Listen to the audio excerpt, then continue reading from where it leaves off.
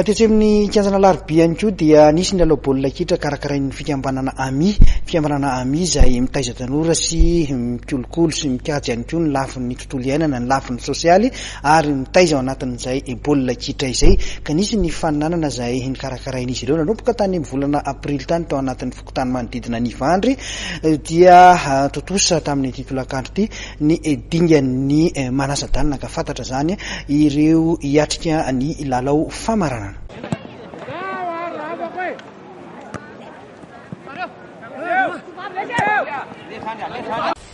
Ny ekipan'ny varatra Androhibe sy ny Tmaa Ankorondrano Atsinanana no tafita hiatrika ny lalao famaranana eo amin'ny lalao baolina kitra ny karakarain'ny fikambanana amin'ny etsy Ivandry. Ity arahantsika amin'ny sary ity dia ny lalao manasa-dalina faharoa izay nikatroan'ny 11 frera vetsy manjakaray sy ny Tmaa Ankorondrano Atsinanana manao akanjo mena. Resin'ny Tmaa tamin'ny isa ray noatra teto ny 11 frera manjakaray.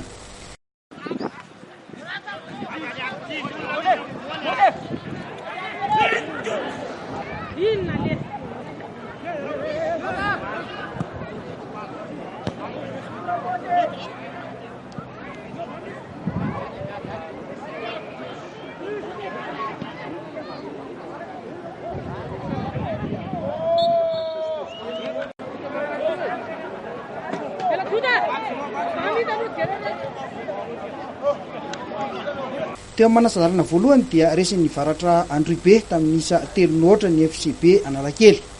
Baolina zany tournoi fokotany izy io, misy société koa mandray anjara amin'ilay izy dia association amin'ny karazana fikambanana mpanao asa soa.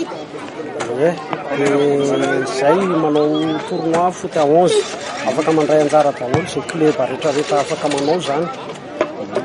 Inona zany ny tena azo lazaina hoe tanjona ao anatin'izay fikarakarana baolina ny tanjona amin'ilay izy zany resaka le hoe fitaizana an'ilay tanora mba tsy hirona betsaka any amin'ilay resaka fidorohana zava-mahadomelona sy le fotoana mamamo fa fitazana an'ilay tanora ary ahafahana mijery ihany koa an'le hoe olona le hoe amin'ny tolo manko ny azahoana an'le ekipa nationale reny ena ohatra zany amin'le jeu à 11 amin'ireny ny fahatenana an'le ekipa nationale zany.